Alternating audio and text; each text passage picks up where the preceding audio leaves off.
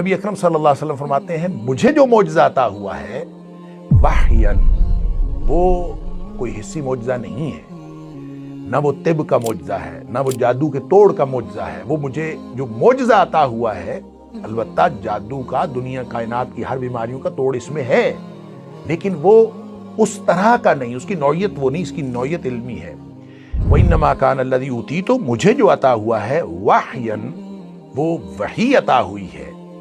اوحاہ اللہ تعالی علیہ، جو اللہ نے میرے اوپر القاء کی ہے، مجھے اللہ تعالیٰ نے وحی عطا فرمائی۔ پھر نبی اکرم صلی اللہ علیہ وسلم فرمایا